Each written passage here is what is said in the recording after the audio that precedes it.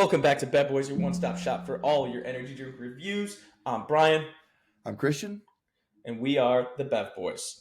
Um, Today, a couple different things we'll kind of talk about. I got some ideas and some thoughts that kind of circulating within the industry of sports performance, strength and conditioning, but also we of course we can't stray from our roots here of who we are and what we're really about, and that is carbonated, caffeinated, ready to drink beverages. Um, I want to start us off by today.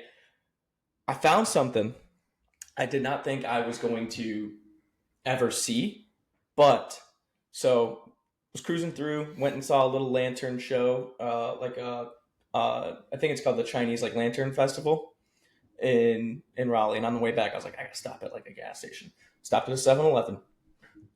7-Eleven has their own brand of energy drinks now. Wow. So I picked up two flavors. I got a cherry bomb, and so I'm assuming that one's probably going to be disgusting, like that Alani Nu garbage. But Paradise Pulse, I'm hoping it's like a blue, like tropical kind of punch deal. It's 7-Eleven Fusion. The can not sold on, but I kind of get where they're going for. Like it's their own different kind of branding. They have uh, the atom in there. So 200 milligrams of caffeine. It's a dual source of caffeine from teacrine and actual caffeine anhydrous. So that's kind of sick. So they're kind of putting some effort into this. Obviously, 0 calories, 0 grams of sugar, zero protein, zero fat. Like it's zero on everything. It's zero added sugars, obviously. Carbonated water, citric acid, all the natural flavors. There is branched chain amino acids in there. The thing that kind of makes me excited for this is that it's sweetened with sucralose, not with erythritol. So hopefully there's no super nasty chemical can aftertaste. The other aspect of this too is there's a couple of key ingredients is what they list. It's the infinite energy, which is a trademark of Creative Compounds. A Cogno Q, which is basically I think it's a acetylcholine aspect in there. There's pantothenic acid, all your natural B vitamins, quote unquote natural B vitamins, so you can pee those out later. And then there's Cellflow and Chromol, which they don't allude to a lot of the ingredients of what they are. So that's kind of like one of those things of why list that on the can if you're not gonna show the number of ingredients or how much of each dose is in each one or what they do. It's just listing literally the trademarks of each kind of brand on those. But the aspect is energy, mental boost, dual source of caffeine, a mood alleviation, which I would assume is likely from uh, something like the huperzine or uh, what is it called? The theanine that may help mood, but also limit the shakiness aspect of a caffeine. So excited to try it. But you said you got one too. Before I crack this baby open, Yeah, I do. Interesting that 7-Eleven is honestly because 7-Eleven already slaps with their energy drink selection from what I've seen. they've always got a good one. Yeah. So it'd be interesting to see other gas stations if they come out because I know Casey's has came out with their own pop and their own chips and just stuff that other brands Mm-hmm. already make, but they want their to sell their Casey's brand. But anyways, I have got a classic on my hands. Me and you have both had it. We've never reviewed it on the show. It is the Monster Ultra Violet. So purple monster, grape flavor. I got this for a steal. So I don't know if you've ever been. There's a store called King Scoopers. I'd never really been to one, but they're pretty popular out here. I'm in Denver right now. 4 pack of these, $7.99. Wow, 4 pack for $7.99. That is a steal. $2 a Folks. can. Yeah, that is a steal for an OG. So if you're into energy drinks at all, you've had a Monster Ultra. This is the classic sugar-free energy drink. Every YouTube fitness creators go to the white one usually. But the can, as always, it's got that textured feel. I mean, the Monster logo to me is sick. They do a really good job with their cans. Just the all purple with the silver design. 10 calories, no fat. So it does have 6 grams of carbs, which is interesting, but no sugars. 2 grams of erythritol, so that's the main sweetener in there, and a bunch of B vitamins, kind of like that 7-Eleven drink you got. Piss those out.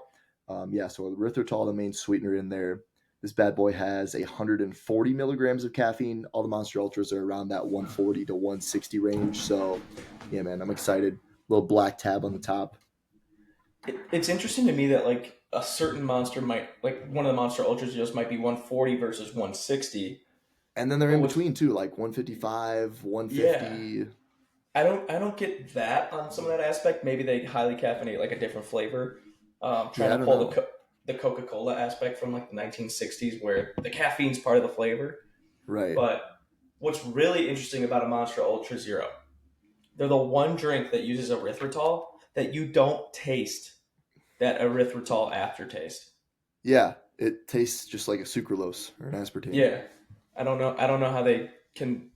I don't want to say get away with it, but I don't know how they get it done to where it doesn't taste like shit. I know because they also do use sucralose, but I mean the most used ingredient here after carbonated water is erythritol, and then So sucralose is way down on the list, below even caffeine. So there's less than 140 milligrams of sucralose in there. So that's interesting. So this is what's really cool. So like looking at the fusion here, carbonated water, citric acid, natural flavors, blah blah blah. The main ingredient listed after that is L-carnitine, branched chain amino acids, and leucine, isoleucine, and valine. So your typical three branch chains. And then you have tyrosine, taurine, potassium citrate, sodium citrate, sucralose, alpha GPC, then dicaffeine malate. So and natural caffeine in the self-flow, which is the green tea extract. So that's their like dual caffeine. So between those, I'm assuming there's between 150 to 100 of each of those to yield 200 milligrams of caffeine, maybe even a little bit more. But you're getting at least probably around, I would say, 150 to 200 on a bare minimum level of alpha GPC in this fusion, which for a $2, they were two for $4 on a gas station's brand energy drink to kind of go on that aspect to be like, we want the mental focus, we want the nootropics in there, and we're going to pay attention to that. That's kind of cool. Yeah, that's really solid. I have to, for all time's sake, read the little blurb on the back of these You Monster have to. Ultras. So everyone's different too. Each flavor is different. So welcome to the 70s, a hazy purple funk all dressed up in a kaleidoscope of bell bottoms, bandanas, and tie dye. A time when psychedelic glam and heavy metal rock blasted from mega speakers at fairground stadiums and garages. Can you dig it? Then take a good long pull of Monster Ultraviolet, crisp and refreshing with a sweet and tart pixie dust flavor powdered with our Monster Energy blend. Hop on this magic carpet for the ride and unleash the Ultra Beast. God, that's good. You have to give Monster credit. No one beats like the small little details of their branding. You know what I mean? Like Yeah, their like their brand is known, but like to put that much effort into just a blurb on a can. right. I mean, like the design on the can is very detailed, much like I would put Ghost up there with the can, but like even like the little Mm-hmm. like story on the can is undefeated. Yeah, I think they do a fantastic job. But without further ado, I think we should pop that top. Let's pop that top, baby. Let's go. Oh Yours yeah, definitely had a little bit more that little yeah. like gas release. You got any vapor coming off? Tad bit, tad bit. Oh, this is clear. This this smells. is this is purple. I can tell. Oh my god.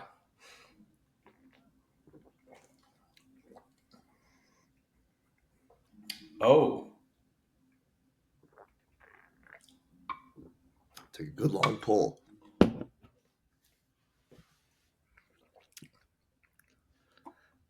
How is that bad boy? dude, it's pretty good. Like, it's like I don't like it's tropical. I will say that it's almost like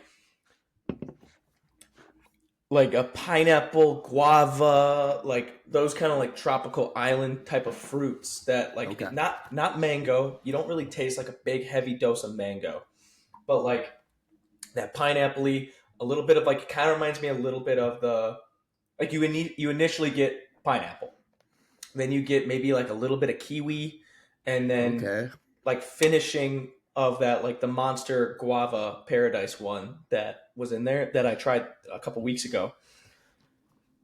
It doesn't taste like super artificial. It tastes more like it's lightly carbonated, but it has more of that like natural juice kind of flavor. The only time I think I've ever been this like, oh my god, like this is a nice surprise, has been the first Form energy drink, where you kind of go into it with like really really low expectations of like, this is probably going to be a good one because we might have like a cheap shitty drink that will be fun. Mm-hmm. No man, this is pretty good. Like, Hell yeah. I don't like it's very light. You know how Sprite has like that like kind of scratchiness to it? Like a McDonald's Sprite could kill a 18th century pilgrim. Like this is not that. It's a very light carbonation, and like I said, like as someone who likes carbonation, it works for this though. Like I'm thinking hot day. You need something as a pick me up, but you don't want something that's obscene to where it's like I'm sweating. You kind of like how like Gatorade kind of gives you like the gut rot, like some from the sugar. Sometimes I don't think that this would be that type of deal. Like, mm, it's so light and airy and fresh. 7-Eleven, like kudos to you. Was not expecting. I don't know what the other flavors have in store for me. Like there was a cherry flavor, there was a rainbow one, which I'm assuming is more like the rainbow like sour belt. Shout out Sour Strips, got purchased by Hershey's for a fair amount of money. So now, but like that kind of flavor. Um, I think there was a grape, and then there was like obviously like a watermelon, like the typical flavors that you would see. But I chose Paradise Pulse because I thought that would be fun, and then cherry because I was like, cherry's either going to be really good or it's going to be absolute terrible. If the cherry's half as good as this, it's a serviceable energy drink. I was not expecting this at all. Tell me about the Monster Ultraviolet because I love that. That's one of my all-time Dude, favorite flavors. yeah, that is, I think it's between this one. The white one is obviously classic, but this Yeah, might be, I don't know, on a certain day, this might be my favorite monster, along with the strawberry one as well. Those are probably my top strawberry three. Strawberries and Dreams was so good. I wish you could get your hands on that guava one. I need It's to I need to try that. I will definitely get my hands on one of those before I'm out of the States again. But yeah, this is, I mean, solid. yeah, and the thing is I had a Ghost Welch's grape yesterday for the first time.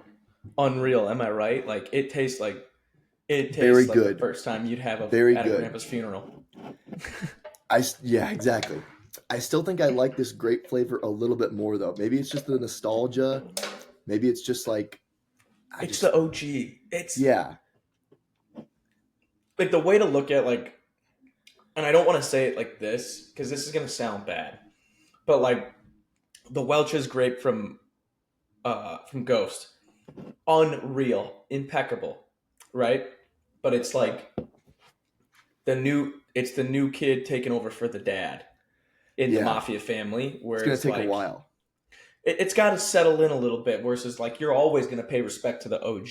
It doesn't matter Exactly. what you do. Like if this was Goodfellas, like that might be like not Ray Liotta's character, but like maybe Robert De Niro's Jimmy, right? But Paulie is Monster Ultra Zero, where everyone's got to pay their respects. I don't care if you do or don't like it. You know you respect it, and it's going to be good, and it's going to get its dues paid to it.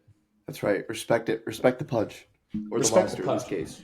Yeah, those things are just. I mean, Monster doesn't miss. Like even the fruit punch flavor. I don't like fruit punch. I think I've been very adamant about that. Like over the course of this podcast, like fruit punch is one of those dog shit flavors, just like cotton candy. Just like I mean, our Birthday reel that we cake. posted, birthday cake, cotton candy, fruit punch. Those are three flavors that are A, overrated, B, taste like shit, and C, no one should make. Even Monsters like fruit punch flavor, it was the black can. You remember that? They had the blackout Yeah. punch. There I have been liked much that one. worse. Yeah. There have been much worse. There's only a It few. that Yeah. would There's only a few monsters I haven't liked. Like, or not even disliked, but like I was just like, like I'm good. Like I wouldn't get it again. Like yeah. the red and the blue ones for me. The red one more so. The blue one's a little bit better. I Like the like light the, blue the ultra. I like the light blue ultra, but if I'm Yeah, gonna just get it, not I as may as well get the much. white. Yeah, Yeah, yeah. I'm gonna get the white like typical gas station selection. I'm gonna get like white, purple, green sometimes. green's on the kiwi That apple. green Like one's what a underrated. I still miss the gold can. I know you don't like it. I wasn't a Like big fan that of the one, pineapple one. I think pineapple's such an underrated energy drink flavor. I'm a fiend for a good pineapple flavor, but that one was so good and they don't make it anymore. You can't find it at least. They need to make a pina colada flavored energy That drink. Do you think? I think it would either go very horribly wrong, or it could be people pretty have done good. pina colada though. Like I think it's the coconut. Like they always get too overbearing with the Yeah, coconut. they do too much coconut. They do too much coconut. Like No, actually, what I want to see, and I think we've talked about this before, is like an Arnold Palmer flavored. I don't know if they've done that before. Kind of with the Monster Rehabs, they did the tea they lemonade, did, yeah. and I liked Those were those. They good. were uncarbonated. I Now like the just yellow one. do a zero sugar version of it though. Yes, like If an there's an Arnold Palmer. energy drink company out there, I know we're a bunch of no names, but you let us do like a Bev Boys like original flavor. Put Bevy on the can. We'll do an Arnold Palmer flavor. We'll we'll find a cool creative name for it. But trust me, I promise you, people will love it. Yeah, I think that and the other one we were throwing around was like a voltage Mountain Dew flavor or like a supernova Mountain Dew flavor. Mountain Dew's Dude, had some Dr. pretty Pepper. crazy, yeah, Dr. Pepper as well. That could actually happen with the Ghost. We talked about that as well. It could, but Bum Energy is releasing a Dr. Bum flavor. They just put Mm. a teaser out like 2 weeks ago, and I might be showing my ass a little bit here, depending on when we release this, but uh, Bum Energy, I'll say 4 weeks ago. It's funny um, because we're talking about bum. yeah. But they have a Dr. Bum flavor coming out. I'm trying to get my hands on it. I actually just bought a case of the root beer ones because I couldn't get my hands on that one. They had a deal. But a Dr. Pepper kind of flavored. Cherry Cola is another one that like people don't do as much as I think they should. I think the closest is the Black Cherry Vanilla from Gorilla Mind, which is an Hmm. unreal flavor. But I agree with you. A Do you Voltage like? Mountain Dew would go hard. Yes, that. I'm thinking cream soda too, Cream soda, that or like a sarsaparilla. Go old town, old west. that would be incredible. Everyone does the orange creamsicle flavor. I think sometimes it's good, but like could you really drink a case of them if you bought a case like every day? A cream soda, killing it. I'm killing that. Um, I don't know. That's just me. Yeah, I think a cream soda would Sarsaparilla would go hard too. bang. Yeah, sarsaparilla would bang. That's a unique flavor too. Some people It's so watching this different. don't even know what that is. Yeah, they're over there googling sarsaparilla. Um, but there was a couple things I did want to bring up to you, especially in regards to training. Two things that I was really looking into is a hamstring rehab stuff, and then B, I think a really hot topic that's been like being tossed around lately is hip extension and how to coach it, what it means for a lot of like sprinting mechanics. And obviously like that's like more of my background, but I think a lot of the times people fixate on like a hip extension versus the hip flexion. And this might be a hot take. Jake's takes will come later in the episode, but this is my hot take: is that I think we underutilize the hip flexion and we overemphasize like hip extension in all things. And I do understand that hip extension is a massive piece for power production, right? When you're trying to get the ground contact quick, you want to induce a lot of power coming through. Obviously, that happens at a big piece of the hip extension. But I've said this a couple of times to you in just conversations or with other people, especially like when we have like the interns who, when they ask us why we don't maybe Olympic lift or, why we choose certain methods over the other, one of those big pieces is that 100%, almost 100% of your power. I don't have the study. I found it. It's somewhere in my laptop. I got to find the file. But they found that essentially, like a pull matched up to like I think it was like 90% of like a training max or whatever it was, matched the power output of like a full clean. So like why worry about the full clean? But that was due to because somewhere between 82 and 86 rough percentages. Don't quote me on it, could be wrong. Of hip extension had 100% of the peak power, right? So I'm talking in percentages here, but you don't need full hip extension. What we need is to be able to contract and rapidly flex that hip in order to get the foot into the next step in the recovery process to kind of get that mechanical output to swing back and then have the foot drive back underneath us. Whereas everyone is so concerned about how does the hip extend. I agree. You do need a vast piece of hip extension, especially when you're sprinting. But what can happen a lot of the times is when we overemphasize the hip extension, especially past the initial acceleration. So when we think of a sprinter or even just a field athlete who's sprinting, right? Your initial acceleration is your initial like 0 to 4 to 6 steps, right? That's that takeoff initially, hence the initial acceleration. Hip extension is a very big thing because that's almost the equivalent of doing like a broad jump or a staggered start broad jump in order to propel down the track and start to build those things where you'll have the longer ground contact, so on and so forth, etc. Once you get past that, or even during that phase, if you're too focused on solely hip extension, what I think happens is you'll start to see, and I've seen this a couple of times in athletes, you'll start to see that center of mass shift from in front of them to over top. And then it's really hard to keep that hip extension because you're squatting over your center mass is over top, so you're squatting more versus having that forward lean with the center mass in front of you.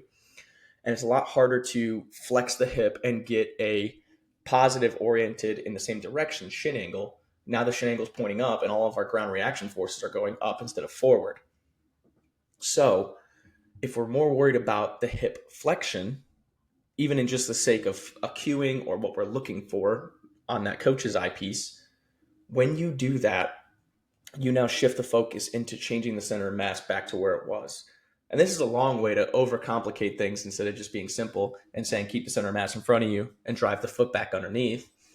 But by shifting the focus away from just hip extension to the flexion and how fast we can get that mechanical swing to happen and drive the foot back underneath, you'll then shift the body to orient and organize in that direction forward and focus on the front side mechanics, especially in acceleration.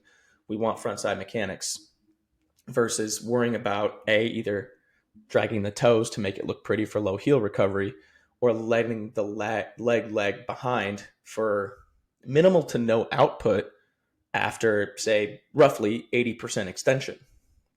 I'd be more concerned with how fast can you lame and recover that leg to flex it in order to get that next step down. Even with a longer ground contact time, we want to be more efficient with how we propel forward. That's just me, but it was one of those things, and I've seen, there's a couple people that have kind of brought up hip extension as a big piece, and like it's just are we missing the mark on that, or like what's your thoughts? Yeah, that's a good point. I guess I hadn't really thought about it like that, probably because people mostly talk about that hip extension. Mm-hmm. My my initial thought is like you talk about the center of mass, like when you're focusing on the extension, when focusing too much on extension, that center of mass gets kind of out of whack. That could potentially lead to more like overstriding potential, maybe more instance of like hamstring injuries, stuff like that. And I Mm-hmm. do think like in I was thinking about this as well. I saw a post by someone who talked about acceleration, like the longer ground contacts, obviously, and how whenever you're not whenever you're not having your foot on the ground is time not accelerating. So you actually want to be like almost like Low patient flow in a fights. sense. Yeah, Yeah. like you want to be patient in a sense in acceleration because when you're in the air, not digging into the ground, that's time spent not accelerating. And I feel like hip flexion in, you were talking about more like max velocity, but like in that acceleration, like recovering that to get to those first 4 to 6 steps, I think is really important. Now, a lot of people will train like hip extension through like bounding, straight leg bounding, stuff like that, or just like upright running. How do you train hip flexion? Because obviously, like you go into hip flexion and like squats and stuff like that, but this kind of reminds me of a conversation we were having amongst our staff about, hate this word, no, you hate it too, core training. I'll just say torso training, trunk training, one of Mm-hmm. those two. If and just kind of got into this hairy discussion about what is the torso, trunk, whatever it is. Should you train it directly? But like when you actually look at like what is considered like in a lot of research, like core, torso, trunk, etc., it's not just like people think of just abs and obliques. That's usually what people think of. um, but it's the muscles that like attach to the pelvis as well. And to me that's like adductors, piriformis, stuff like that, psoas, that I think is really important with hip flexion. How do we Mm-hmm. train that? I can think of ways to train that in the weight room. um, and I guess like within A series, focusing on that hip flexion would work there too. But what are your thoughts on how we can train that? Because I feel like a lot of people don't really, and this is for like multiple things. They Mm-hmm. kind of overlook like training the groin in the weight room, abductors, adductors, like for the sake of like throwback bodybuilding, like small forgotten muscle groups like calves, ankle, foot complex, stuff like that. So I think there's two things here that, and I think you put a big thing on. Well, it might be three things. Demarco, big influence on both of us as coaches. Like he said it himself 1,000 times. You can never do enough of those smaller tertiary muscles that are often forgot about. Your psoas, your piriformis, your adductors, your abductors, like those small muscles that might not be, they're kind of like touched on in like a compound movement, but like when we do accessory work, a lot of people typically go towards like the show muscles or like, a gastroc versus a soleus, versus those small muscles that are more locomotive in nature, or at least like structurally important to those locomotive exercises or locomotive motions. And I guess that's the word itself. But like when I look at training like a hip flexion. I don't necessarily think of it as an inside the weight room thing. I think it's more so in like the field work perspective, or even in like track and field realm within the sport, within the skill practice. So you think of it, you look at it in sense of heavy resisted sprints. You not only reinforce a lot of pushing with longer ground contacts because you have a external load you are moving against, or at least pulling or pushing in some way, shape, or form, but the body kind of self organizes into a manner to want to get the most efficient patterning in order to propel forward, right? So, a lot of people, you'll still have some that want to essentially take a lot of choppy steps, right? Because they think that's what's going to get it going. So, they want to chop, chop, chop. But, we've seen this with some hamstring rehabs and things like that. I think a lot of hate gets put onto like very, very, very heavy. So you grab like a bulldog sled that's 90 pounds, you throw 4 plates on it, you're looking at somewhere between 300, 250 to 300 pounds of weight, which is more than that, 30 to 35% body mass for almost every single individual, unless you're, you know, Brian Shaw. Huge. Um, and they're like, well, that's going to mess up gait, or it's going to mess up like patterning. I don't think it's necessarily messing up patterning. Is it as replicative of true sprint patterning or true mechanics? No, it's not. But you're almost like the same way as if you would do like a heavy, assisted, like a hand assisted squat versus, or like a lot of time under tension to kind of overreach. You're overreaching, maybe not, just on load, but on, you're kind of like dramatizing. All right, I don't know if I said the word right, but whatever. We'll figure that out in the comments. You're making it more dramatic of the hip flexion because they want to essentially get really big to get that negative foot speed, putting that extreme lean down in order to have more contact on the ground to push forward. So that's one of those big things for me that I see. I think that helps a ton, right? So you can just treat it as a contrast set. You can either go a super heavy in a sled march and then turn it into a sled push, and then you could go unresisted, or just go, heavier with the sled push or pull or chain sprint or whatever, and then unresisted. Um, there was, Su Bing Chan, when he was coming back, and he had a great sprint coach who was absolutely phenomenal, really looked at smaller things, and I definitely looked at, taking choppier steps versus being a more efficient accelerator. That's one thing that they did, and it's kind of like nicknamed now, like a Sioux complex, where you basically do a French contrast, but sprinting, where you go super heavy, a little bit lighter, heavier, unassisted or assisted, right? It's the same kind of concept, to where we've really hammered home like hip flexion, long ground contact time, minimal flight phase. And then you slowly pull back on that weight in order to get it more replicative of the speeds and limb velocities that you will be doing in an actual sprint. But like you said, you want to be able to reduce the flight time. You want longer ground contact times, because that's how you're accelerating.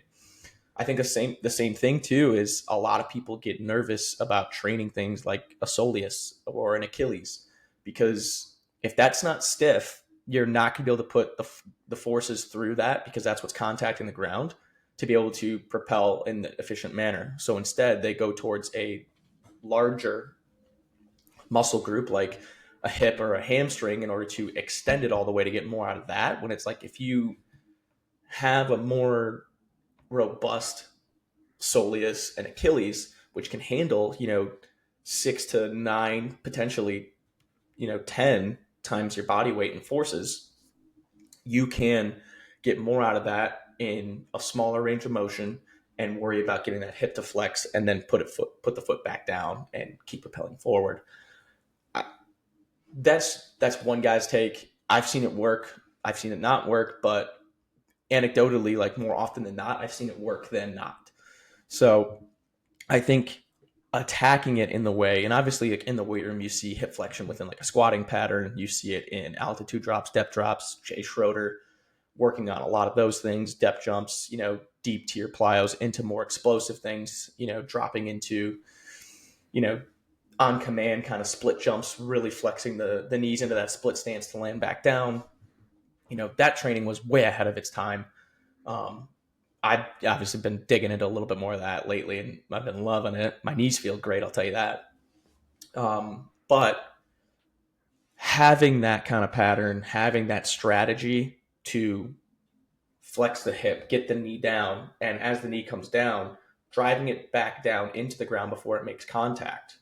Now you're pushing in that direction from a better starting point to then push through into the extension.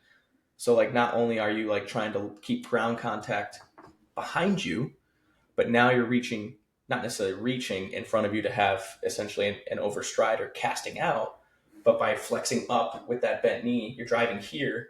And now, as the hips travel across or over that foot, you can pick up that foot here, recover, and go again, instead of having it start here, travel behind. And now we're kind of not getting as much productivity behind that hip. We want the productivity in front of the hip. Mm-hmm. So if you reach with that positive shin angle here, drive through it, it's a little bit easier to do, to push things forward from a flex position than, fully extended away from it with the center of mass out in front. But it's easier here when you're kind of in that more crunch. That's why people start in a crouch start. That's why people start in the blocks, so they can do that. So I think it's, you have those pieces that when you talk about it, it makes a lot of sense. When you try to put it into practice, it's a little bit unfamiliar, and people don't necessarily want to, because they're uncomfortable and they don't know if it's going to work. And a lot of people aren't comfortable, or maybe are a little scared of experimenting on that front. Right. But to me, like, a lot of those, like, yeah, like the sprinting stuff, like, is going to take up more stress. But a lot of those, like, movements where you're working those small, like, accessory muscles, they're not super highly fatiguing. You might be really sore if you've never done it before. Like, if you do like a manual resisted, like, groin, like butterfly or like a hip flexion extension, you might be a little bit sore, but like that stuff, it doesn't take a lot of time. You can do it with absolutely no equipment if you want to, or very little equipment. So, and it's not like you can pair it towards the end of a workout. It's not super like it's not going to jack your heart rate up crazy. So, to me, that's like it's like a no brainer. And like you were talking about earlier, like yeah, like you can have obviously like everyone has their big rocks, squat patterns, all that, all their whatever their preference is. But when it comes down to like, and this kind of get hairy, like you talked about having like a strong Achilles and having that able to aid the hamstring and the glute, I think that can help reduce injuries because like it's you hear people talk about like overactive muscles. That's kind of another term that's kind of very it's Tossed just around. yeah, it's just tossed around, but no one actually has like a real definition of it. But essentially, Hmm. like how I look at it is like if you can dissipate the forces of sprinting, which are crazy high, you would probably rather have them spread out throughout ankle, hamstring, and glute versus just all pulling with your glute and hamstring and having like super like jelly ankles that are going to collapse every single time. And then that's going to be increased risk of hamstring injuries. I agree with you, and I think this is where a lot of people like they get so like fixated on like a glute because the glute's a major muscle that is active in like firing patterns in a lot of those things, and they want to dissipate forces slowly or solely through like that glute instead of being it as a primary driver, just like the hamstring. Whereas like your rectus femoris or even your VMO, a lot of the times, like especially in acceleration, they're your eccentric braking forces. They're your braking patterns. Whereas like your post chain is your propulsive Accelerators. actions, your accelerators, exactly. Um, but they get fixated on like, well, the glute med isn't firing, it's not activated. It's like, no. Like we're just like the glute is above anatomically above where the hamstring is. Obviously, there's like crossover patterning with like the origin and insertion, but like if your adductors are a little bit stronger, your abductors are a little bit stronger.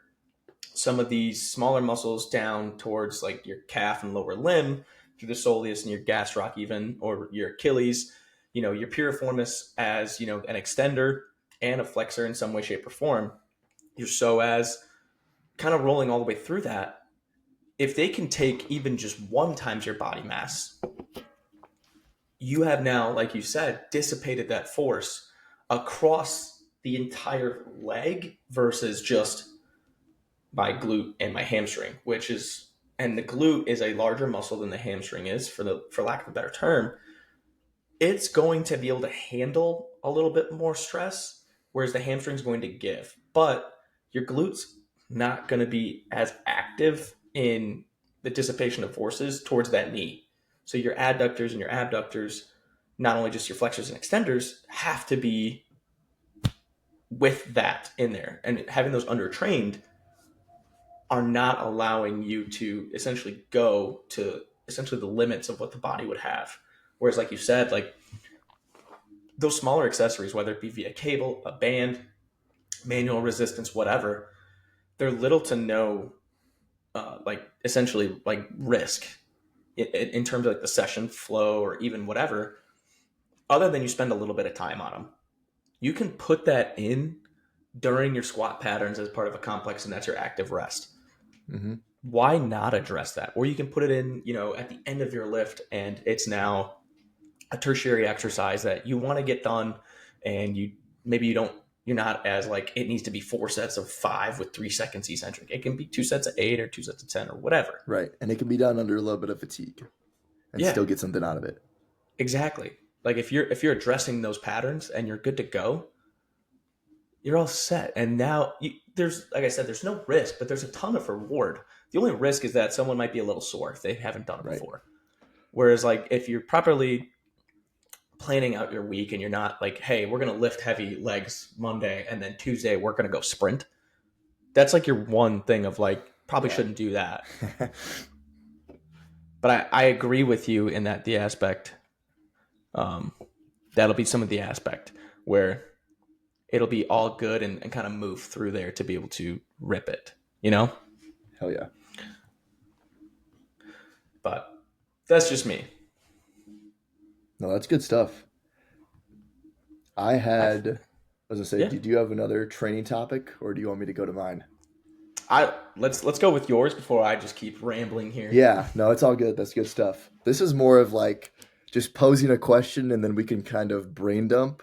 And I've Mm-hmm. been, part of it comes from, so Corey Schlesinger, pretty well known guy in the SNC field. He's been NBA college. I think he's actually back in the NBA now. I thought he was at Texas, but I But think he's like, he left Texas. He's with the Pistons, I believe, as yeah, like the head executive of their. director of performance or whatever. Yeah, so I think he's there. I think he's overseeing not only. I think he's like executive director of like health and performance. So I think he Yeah. also helps out with like the rehab coordinators Okay. and some So of he the APs. oversees some of medical as well. Yeah. Sick So position. yeah, very, very big in the basketball space, but he's like, I mean, he's just a really like sharp dude Thought that's had a, provoking. yes, like he's had a lot of stuff that's different and I think has challenged people's perspectives. Doesn't Which mean is you have to good. like all of it, but he is innovative. Oh shit. Um, the man of the hour. But Keep this is going. basically, this is good, good. You hopped in at a good time. You can hop in on this too. So is there development, is there physical development in expression? So what I mean by that is basically like when we talk about people like training power, training strength, training speed, is there, what I mean in expression is like just doing something athletic. Like is there, do you get better from actually training power, you know, your loaded jumps, your Olympic lifts, your stuff like that? Or do you get more benefit or just as much from actually just like playing a sport, being athletic, obviously just doing plyos? What made me think about this the other day was I've been training at the 24-hour fitness and I was just fucking around on the basketball court. And I was like, you know, let Hmm. me just try to like, I know I can't dunk, but let me see how close I can get. And I was like, oh, I wonder, like, I feel like if I did this like day after day and didn't do any like programmed plyometrics or power training, I would still probably get closer to dunking, obviously, because it's just said principle right there. But I think yeah, go ahead. you're kind of. I didn't mean to cut you off, but you're kind of hitting the nail on the head here. Of like, not everything has to be pre-planned. I think this is what's kind of like, everyone's like either the meme gang of like let's gamify everything or this or that. I think there's like a good middle ground. Um, Especially when it comes to just coordination, motor learning, motor development. You're getting a lot of central nervous system stimulus and firing patterns and being able to have an expression or have some kind of new learning capability. I do think some of it comes down to like training age. And if, obviously everything will work for everybody if they have a very low training age. And for the most part, some basketball people are very skilled in the sport themselves, but they might have a low training age or low, I guess, exposure to a lot of the aspects of traditional training methods or even just things that aren't necessarily basketball because it's such a skill dominant sport of the shooting, your shooting, your passing, your the game itself, the tacticals and the technicals of that sport play such a high priority that maybe like the physical development and maybe even some of the psychological. Now I think psychological plays a big piece as well, especially when the game's online, things like that. um, I think there's a big chunk that gets missed, which I think is why Schles has a lot of success with some of those things. Now, this isn't to like diminish, the idea that he has, because I think he's right on those terms, and having that expression and to get a lot out of there because they're still getting jumps. You just might not be. Maybe you're at 17 versus 16, plyos or jumps. Right. I Who think the thing cares? about it, yeah, the thing about it is like if it's not in the program, you're not supposed to do it. We can't stray outside the lines of what's in the program, which there's a time There's for a lot. that and there's a time for a little bit more autonomy. Yeah. And then like his big thing is like doing stuff in the most purest form. Like obviously the most purest form of that stuff is like actually sprinting and jumping. And then everything else, like loaded jumps and Olympic lifts included, yeah, they're more like explosive in nature, but in the end, it's all like strength training, just on a little bit like it's more velocity, less force, but it's still Yeah. less velocity than actual just unresisted sprinting or jumping. So Hmm. it's just interesting to think about in your mind. The rabbit I hole think goes it's deep on that one. Yeah, and I think there's plenty there that is enough to warrant it and want to get just a little bit more like movement expression, and it doesn't have to detract from any of the other stuff that you do, right? You dose it minimally, maybe if you just measure on like the time that you spend doing it, right? Maybe it's super intense and there's a lot of contacts, but you're going to inherently inhibit how many contacts that you have if you say, hey, we got 10 minutes, we're just going to kind of fuck around and explore this a little bit, and you're going to do some jumps and you're going to shoot hoops and do this XYZ. There you go. Now you have your limits, and that's like your method of tracking those limits. But I think there's a lot there, and I think, you know, the other thing to look at too, I think, on this aspect is I spoke to this, Kel, who was on the podcast a little bit ago. Every player is different, right? And there's almost a warrant of like someone with a higher training age might have a higher tolerance for volume. Whether it's, we always kind of go towards the effect of like the more trained your central nervous system is, the more fatiguing some aspects are. But also, I think it's forgotten that sometimes those players, whether it be mental or physically, you can track it with a VBT unit on those outputs. Like they might have a higher training tolerance to volume. Why not give them some space to have that if you're in an area where, or in a setting that you can give that autonomy to do a little bit more, to give them enough stimulus, whether it's instead of just for them, we need to get the minimal effective volume. Maybe we want not maybe the maximal recoverable volume, but we want that adaptable volume. And maybe that might stray, that range might stray a little bit towards the higher end of the spectrum versus the lower because of how developed they physically are and what they may necessitate versus just that minimal effective dose that somebody needs. Um, Mm-hmm. that's just like a thought. So I mean, if anyone has a thought on that versus using that minimal effective dose for someone who's a higher central nervous system stimulus or athlete who can have higher outputs, maybe if you have an idea on that, you think we're wrong, you think we're idiots, tell us, sound it off. We want to hear it. I'd rather have that kind of topic of discussion. But not to go too far down the rabbit hole, but obviously we have Jake in here. Hopefully Good he's to be got a good back. one for us today. He's good It's to be good to be back with the back. boys. It's good to be back. Yeah, to all the viewers out there, all the Twitter followers, happy Thanksgiving. What a time. Brian, happy Thanksgiving. Christian, don't know if you're in the States. If you are, happy Thanksgiving. If you're not, don't care. Uh, but I want you to, for today's take, I want you to imagine. So on the topic of Thanksgiving, you're at Thanksgiving dinner, lunch, whatever your family decides, or you're like my family, and you eat at like 2 p.m., which is kind of odd. Um, and you got this whole spread, okay, the whole spread of Thanksgiving. Okay, Brian, what are you looking forward to eating the most? Let me hear it. I'm a little bit odd, but when I go to Thanksgiving with my family, my mom does a nice venison, so I'm looking forward to that venison. Now Okay, the number two thing, I'm a big fan of her sweet potatoes. okay, great, awesome. Christian, let me hear it. I'm gonna go a classic Midwest answer here and go with the green bean casserole or a tater tot casserole. Okay, Um, I don't I care think what you it's say about it. Um, It oh no, bangs. no, you're that's not a hot take, freezing take. yeah, yeah. And then to me, ham, like we either have turkey or ham. To me, ham is better than turkey. Tough to do a turkey and not dry it out like a motherfucker. So ham is Okay, elite. but for today's take, let's break down what y'all didn't say first: ham or turkey. Christian said it, but it was his second or third option. Yeah, it's So secondary to that green bean simply casserole, put, baby. simply put, it's really not even. I don't even know if you consider this a hot take. You don't go to Thanksgiving for the ham or the turkey. You can have People that want to say whenever. we want to put ham and turkey up on this pedestal. We don't care about that. We want the It's just for sides. show. It's Just for for show. show. It's totally for show. And you know what?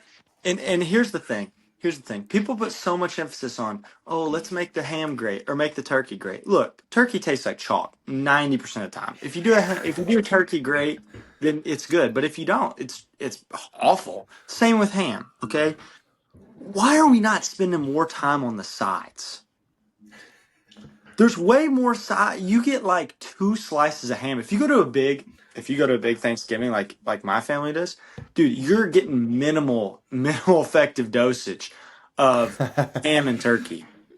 you're getting way more sides. And this is why do we not focus on the sides more? Okay.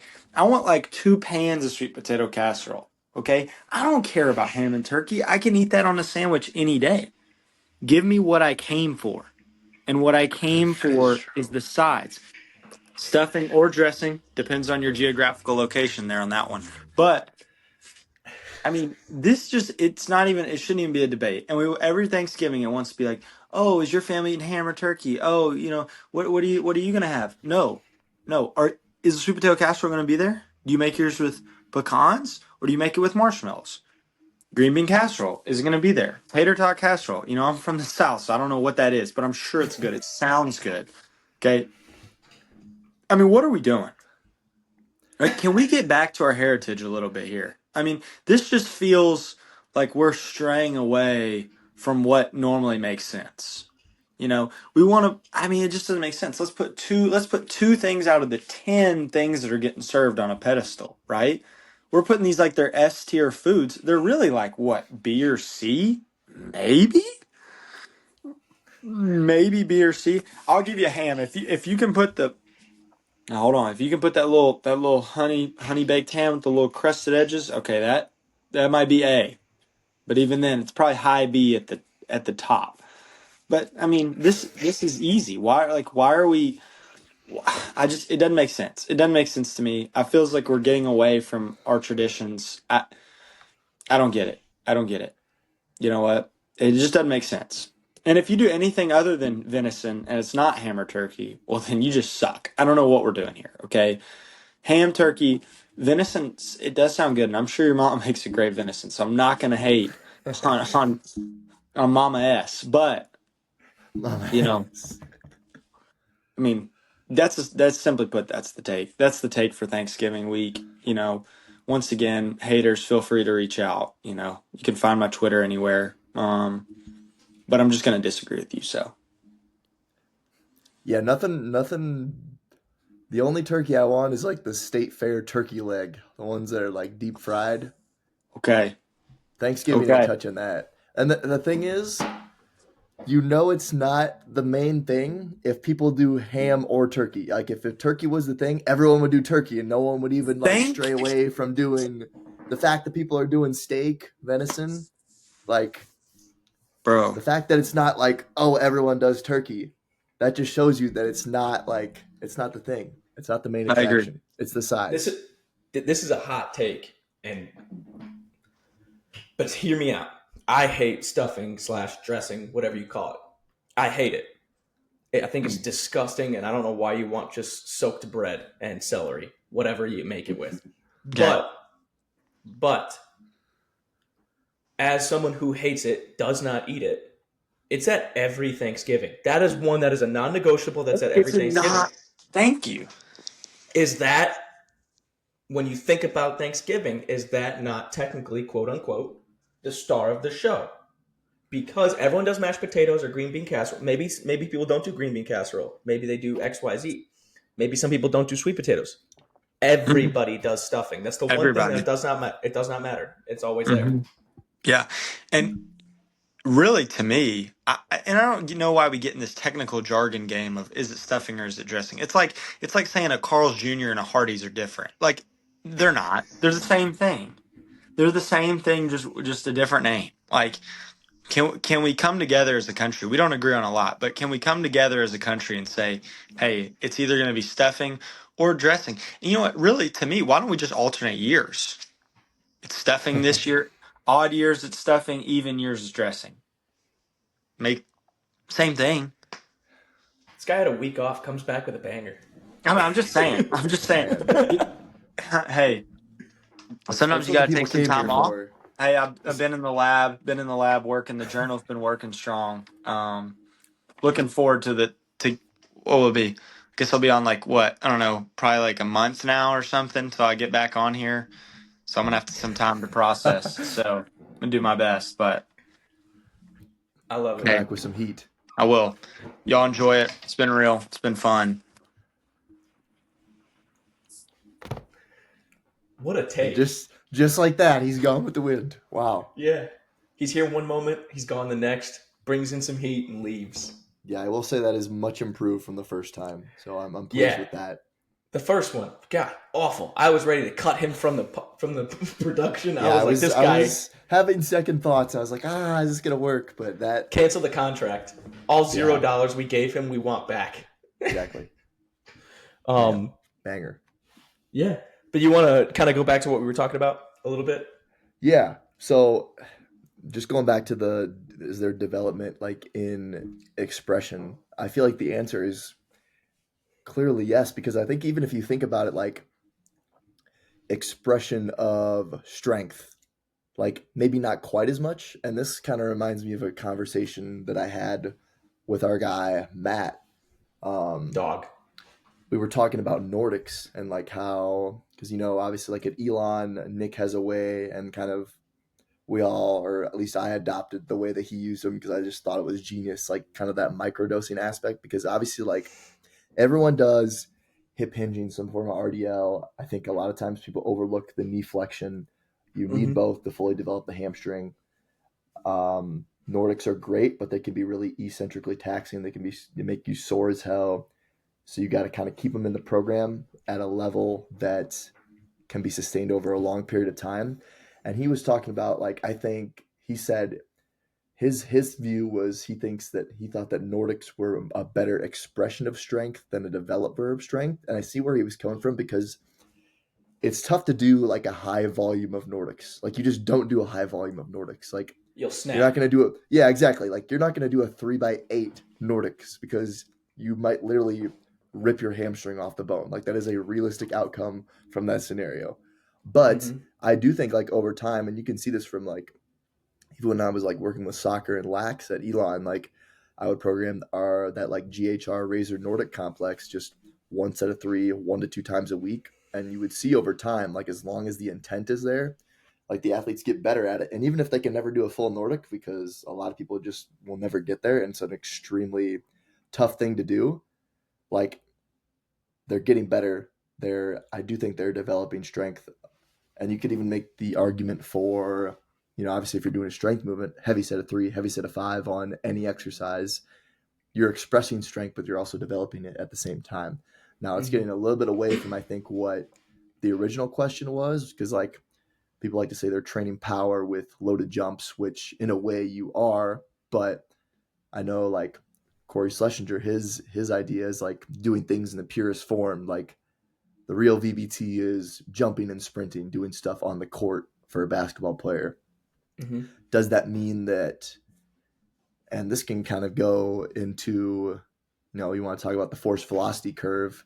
Some people will think some people say, surf the curve, touch all different points of the curve throughout the training year. Some people say, okay, no, the middle range is garbage, stay out of it. Only sprint jump, stay at the high velocity end, and then lift heavy, stay at the force end, and the middle will kind of take care of itself. Not sure if either answer is necessarily wrong. Um, I don't know, just kind of different ways to think about solving the problem. So, what are your thoughts on that? Yeah, I don't think either one's wrong. Like obviously, like there's success when your sprinting is your velocity work. Your strength work in the weight room is your strength work. I think it's a little bit more simplistic in the nature of not having to think as much on XYZ or kind of, for lack of a better term, getting cute with it. Keep the basic things basic and do it really well. Like that's fine. I think it works great for everybody. Like even Kel, when he was on here, mentioned that like that's what they do. They're going to keep their strength stuff strength, and they're going to keep their speed stuff speed. I think that works. I think it can. I've done it that way. I think that works great with more like foundational level athletes. Um, and we've talked about this too, to where like when does somebody truly become an advanced level athlete? When they finally do get off into that marker, I think that's when you can see a lot more of that middle range of like that speed, strength, speed, power kind of esque movements, low dose volume, high intent or high speed things at moderate loads. You'll get a lot from. And even so, with a foundational level athlete, I don't think, like you said, I don't think either one is truly wrong. Um, but you know, going back to the original thought, and again, not to deter so much away from it, I think there's a ton of value in just having a period where you explore and express. I've said this a couple of times to you in just passing conversations, even when we work together. Mobility isn't just can we get into a new position? Can you produce force out of that position to get yourself out of it without assistance? That's mobility. And I think when I think of mobility training now, I think of more that expressive, exploratory actions of it to where you can kind of, maybe you can do a really deep lunge and propel yourself back out of it. Or can you do a dragon squat where you're wrapping the leg behind your leg and into that full pistol? That's mobile. You know what I mean? That's expressive. That's exploratory. A lot of people can't do that, but you might want to try it. And when somebody can kind of get it done, you're like, okay, well, now we started to develop something, even though it's not necessarily my progression that I have you training from a single leg squat to a pistol to a skater to XYZ. It's like, well, just play around. I want you to do, 10 squats, keep them different. I want you to try and get full range of motion on every one of them. Maybe somebody hits it. And it's a reductionist point of view from that aspect, but in that piece there's a lot of it there, whereas like Schless is like, I want you to go mess around on the court for 15 minutes. That's your warm-up. I want you to shoot shots, get creative, try and do a weird one, make some cuts, do this or that. They're probably getting a lot out of that, to be honest. And then when they come in the weight room, he's like, well, we'll do our simple stuff that we need to make sure we hammer, and then we'll kind of get weird with that too, whether it be exploratory crawls or this or that. There's a lot there. And I think, he might take some heat on, does that apply enough stimulus? It's like traditionally, maybe not. In the aspect of like the athletes just moving around their environment, having like kinesthetic awareness, there's probably like, I don't know if you can measure it, but at least for like, we talk about like game speed of it being like ability to perceive and react to the environment. There's probably something there to where even if it's just moving the needle, that much versus that, there's got to be something to it. If he sees enough to want to keep doing it, there's probably something there. Right. Yeah, and I think especially today, coaches, we want to be able to have everything be measurable and objective and like have numbers that back up what we're doing is working. And like, this might be like a hot take, but I don't think it should be a hot take. For the longest time, like before we had all this technology, we were still like training, and like people were training other people, coaches were getting results. Yeah, the methods may have been not as good as they are today, or maybe they were, but they were doing just fine with all that technology. So without all that technology, rather, you're probably going to have some measurable things in your program anyway. You're going to jump on a jump mat or a force plate. It's okay to have some stuff where you can't really quantify the benefit and just kind of use your coach's eye. Okay, maybe just being athletic and doing athletic things without programming something specific can help get you more athletic. Kind of a crazy thought there, but I think there's something to it. Now, don't want to go too far with that. Like you said, like gamify everything, don't have anything structured. I think it's kind of somewhere in the middle. It depends on where you're at in the year and what team you're working with. Yeah. And I kind of had a thought on this, but I'm starting to lose it. I got too focused on your clean, crisp hairline. But I guess like one of those things is like you look at like giving them an opportunity. Maybe that's not the whole thing of the program, but you have your whatever amount of it that is measured and it's structured, and then just giving them some ability to have some autonomy and figure it out. Programming a theme, and it's like, I just want you to go for it and figure that piece. And that'll be a little bit that goes a long way. And like you said, there's other way, coaches before we measured everything and had a metric for everything and could do everything in an objective manner. They were still finding ways to make people more athletic, and they just used the metrics as like, well, did they look faster? And like a lot of people are like removing the skill of the coach's eye, whereas, for lack of a better term, like, I can't remember what it was. It was like it was a legislation piece where they kind of talked about adult content versus is it art? And the point is where they said, it when you see it. You know it when you see it. Yeah. Like you can see someone's really rhythmic and coordinated just from seeing it. And when they're not, it's kind of like gangly and things aren't moving together. you can see it, and if you see that start to piece together, like maybe those numbers aren't there right now, but they will get there as long as you keep kind of going along that path because they're Right. moving better. Yes, and that's like that is coaching. That's why like people talk about AI. Like that's why I think AI cannot do coaching because like that coach's eye is like innate. Like that is like so specific to like the human and using the coach's eye. Um, that's why like we were talking about this other like you want the other day like yeah you want to use data. You want to be data aided. You don't want to necessarily be data driven because is Mm-hmm. that still coaching? Yes and no, depending on what your definition is. Like you don't just want to be maybe that's the line between like a sports scientist and a coach and you want to be able to especially in today's age be both of Do those both. things and bridge that gap. Like you should try to have as many skills as you can as a coach to make yourself as valuable as possible. But when I think of sports science I think of more objective data and just kind of strictly by the numbers versus like coaching. Yeah, you want to use the numbers, but that coach's eye, it's tough to define. And and it's something that develops like over time. It's not something that you can just achieve and acquire in a day. And I think you make a really good point right there. And it kind of gives me, like a one liner kind of food for thought, whereas like the data on the sports scientist side should give you your bandwidth. Your coach's eye should be where you operate in that bandwidth. And whether Mm-hmm. you kind of stray from it a little bit on like maybe one standard deviation and the sports science perspective away from it or from whatever on the normative value, you should be able to make that judgment call just based off of like knowing your athletes, knowing your environment, knowing where you're at, and moving from there. That's one of those pieces that's where the art form of this comes to play that I think a lot of people are a little bit more nervous to do or they've gone completely overboard. Whereas like just find that spot. Find the spot, pick it in the middle and go for that. Exactly. Yeah.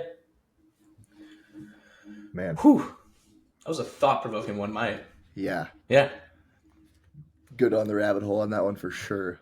Yeah. Shoot. Should we wrap this thing up? Yeah, man. Let's wrap it up while it's hot. Yeah. You want to go first? Yeah. So the Monster Ultra Violet. So as you could probably tell, I'm pretty high on this one. I do think it's probably my number one or number two Monster Ultra flavor. As usual, you know what you're getting from Monster. A little bit low on the caffeine. I think 200 is kind of like the sweet spot for me. Like I'll rip a Mm-hmm. rain, but like Ghost and Gorilla Mind to kind of really hit it home for me as far as that point. So it's a little bit low on the caffeine. The price point is incredible. The can looks sick. The taste is amazing. I think it outperforms many energy drinks, especially for like even it's a very simple formula, their Monster Energy blend. I gotta go. I gotta go 8-9 on this one, man. This is high on my list. This is high on my list. Like I'm gonna write that down so I can compare. Wow. I feel So bad only now if with my I was gonna rating. say only Ghost and Gorilla Mind are probably topping this one for me as far as Yeah. I mean, especially like maybe it's just the way I'm feeling after finding that Ford pack for $7.99. Like that definitely is swaying me a little bit upward, but yeah, Mm-hmm. man, I said what I said. On the 7-Eleven Fusion Paradise Pulse, flavor is great. Lightly carbonated. I think that's awesome. I think the ingredients are good. I would have to, dig a little bit more on this in order to see what the actual dosage is. I'm kind of operating off of what I'm seeing on the can since it's not necessarily, you know, blatantly said on there. 200 milligrams of caffeine. I don't know if it actually is 200 milligrams plus of alpha GPC. I'm hoping so. That'd be great. But I would have to look. The can, not a huge fan of. It's like it almost looks like one of those like off brands where they're like, we're really big on like the mental focus. We tried a couple of those ones like the PHCS, the focus ones. It reminds me Yeah, a little bit of that. Doesn't look that great. There's some small details that look cool. The fact that it's only at 7-Eleven makes it a little bit harder to find depending on where you're at in the country. That kind of knocks it down a little bit. But the pricing is great, although, it is a 12-ounce can. All in all, it's a solid, solid, solid drink. I'm going to go 7.4. which Okay. seems low, but that's a solid score. That's Like really if I'm good. at 7-Eleven, I'm like, I'm gonna go for this. You know, I like it. I think it tastes good. It's a solid pickup in any way, shape, or form. That is above average, I would say. I'd say our Yeah. average is around a 7, high 6, low 7s. Mm-hmm. Yeah. Sick, dude. I'll have to try one of those if I ever get around to a 7-Eleven. Yeah. But you got it. Yeah. So thank you guys for watching. Hope you guys, obviously, we review energy drinks, but hopefully talk about something somewhat intelligent, what we actually do for jobs. So you can find us on YouTube at Bev Bois. We're on Spotify. We're on Apple Podcasts, uploading those episodes as they come out. My Instagram, French_fit40. Brian is bszutkowski, bszutkowski. I know it's so easy.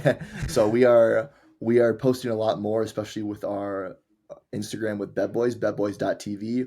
We collab with both of our personal accounts, so you can find that all those posts of shorts from previous episodes, current episodes, and then as well as sport performance content from our personal pages. So make sure to follow us there, subscribe on YouTube, and go to our online shop if you want to pick up a Bev Boys Pop That Top t-shirt, or if you're into cigs and ripping darts, you can get a Smoke 'em if you got 'em shirt. So bevboys.com for there.